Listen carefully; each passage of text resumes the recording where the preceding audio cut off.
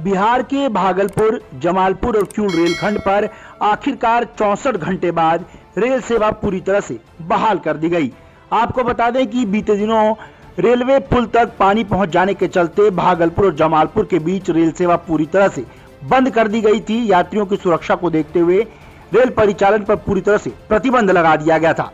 वहीं आपको बता दें कि आखिरकार 64 घंटे बाद इन रूटों के बीच ट्रेनों का परिचालन सामान्य रूप से शुरू हो गया है। बुधवार की सुबह अपलाइन में पहली ट्रेन हावड़ा गया एक्सप्रेस गुजरी, जबकि डाउन रूट पर रांची गोड्डा एक्सप्रेस गुजरी। ट्रेनों का परिचालन सामान्य होने से जहां एक तरफ यात्रियों ने राहत की सांस ली है, वहीं जमालपुर और भागलपुर स्टेशन पर पहले की तरह यात्रियों की भारी भीड़ देखने को मिली, यानी स्टेशन एक बार फिर से गुलजार हो गया। जमालपुर जंक्शन पर तो सुबह से ही पटना और भागलपुर समेत अन्य जगहों पर जाने के लिए यात्रियों की भारी भीड़ देखने को मिली। ट्रेनों की जानकारी लेने के लिए यात्री पूछताछ काउंटर पर पहुंचते रहे।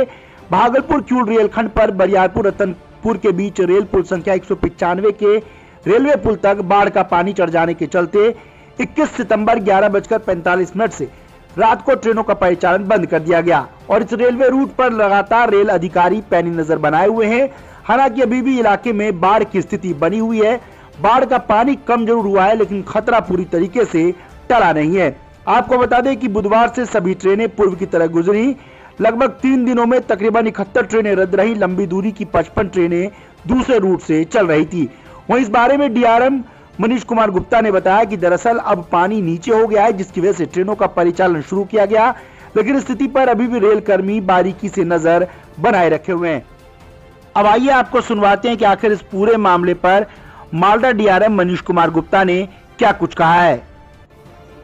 जैसा आप लोगों को विदित है कि दिनांक 21 सितंबर को 23:45 पे ब्रिज नंबर 195 पे पानी आ जाने की वजह से हम लोगों ने सुल्तानगंज रतनपुर जो सेक्शन रेलखंड है उस पे हमने ट्रेनों की आवाजाही बंद कर दी थी, यात्रियों की सुरक्षा को ध्यान में रखते हुए।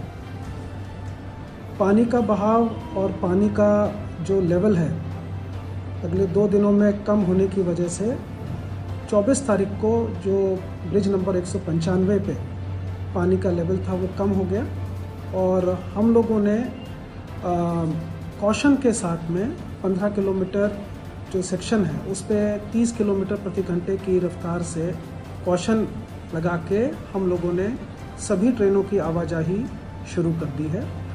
प्रिकॉशन के तौर पे हम लोगों ने शुरू में सिर्फ गुड्स ट्रेन के लिए आवागमन जारी किया था और उसके बाद 16:30 पे 24 तारीख को हम लोगों ने समस्त ट्रेनों की आवाजाही परमिट कर दी। सिर्फ अभी 15 किलोमीटर रेलखंड पे कॉशन लगा है 30 किलोमीटर प्रति घंटे का, जो कि यात्रियों की सुरक्षा को ध्यान में रखते हुए है और जैसे जैसे पानी का जल स्तर कम होता जाएगा हम लोग इस स्पीड को भविष्य में बढ़ा देंगे। तो फिलहाल इस रेलवे रूट पर ट्रेनों का परिचालन तो शुरू कर दिया गया है, लेकिन ये मुंगेर की तस्वीरें हैं जहां पूरी तरह से गंगा नदी ने तबाही मचा रखी है। ऐसे में यदि पानी का दबाव रेलवे पुल पर या रेल की पटरियों पर ज्यादा पड़ता है तो रेल परिचालन एक बार फिर से बंद हो सकता है। फिलहाल इस रेलवे रूट पर रेल अधिकारी लगातार ट्रॉली के जरिए निरीक्षण कर रहे हैं और रेल पटरियों के आसपास पानी की क्या मौजूदा स्थिति है उस पर भी बारीकी से नजर रखी जा रही है। साथ ही एहतियातन ट्रेनों को इस पूरे 15 किलोमीटर के सेक्शन पर 30 किलोमीटर की रफ्तार से चलाया जा रहा है। इस वजह से ट्रेनों के कुछ देरी की चलने की शिकायतें जरूर इस रूट पर हो सकती है, लेकिन चूंकि यात्री काफी ज्यादा परेशान हो रहे थे और इस रूट पर ट्रेनों का परिचालन ठप होने से यात्रियों को खासी दिक्कतों का सामना करना पड़ रहा था। वहीं कई लंबी दूरी की ट्रेनों में यात्रियों को बमुश्किल से रिजर्वेशन मिल पाता है और ट्रेनों के ना चलने से उन्हें अपना आरक्षण भी कैंसिल कराना पड़ रहा था। इन्हीं तमाम दिक्कतों को देखते हुए परिचालन को शुरू कर दिया गया और अब तस्वीरों में देख सकते हैं किस तरीके से आनंद विहार से चलकर भागलपुर गरीब रथ भी आज जमालपुर जंक्शन पहुंची है। साथ ही आपको बता दें इस रूट की सभी ट्रेनों को पूर्व की तरह ही बहाल कर दिया गया, जिनमें लोकल पैसेंजर से लेकर लंबी दूरी तक चलने वाली और जिले भर में चलने वाली इंटरसिटी एक्सप्रेस भी शामिल हैं। जहां यात्री एक बार फिर से रेलवे स्टेशन का रुख कर रहे हैं, यात्रियों के चेहरे पर मुस्कान लौट आई है। वहां रेलवे को भी इस बात का सुकून है कि कम से कम इन रूटों पर रेल सेवा फिर से बहाल कर दी गई है। हालांकि इसके पीछे रेलवे को काफी मशक्कत करनी पड़ी है। लगातार तकनीकी टीम रेल पटरियों का मुआयना कर रही है और बाढ़ वाले इलाके में हर घंटे की रिपोर्ट मुख्यालय स्तर पर और डीआरएम स्तर पर भेजी जा रही है, ताकि यदि पानी का दबाव बढ़ता है तो तुरंत ट्रेनों के परिचालन पर रोक लगाई जा सके। लेकिन फिलहाल यात्रियों के लिए राहत भरी बात है, क्योंकि मुंगेर में गंगा का जलस्तर पहले से कम हुआ है, लेकिन अन्य जगहों की तुलना में अभी भी मुंगेर में गंगा खतरे के निशान से ऊपर बह रही है।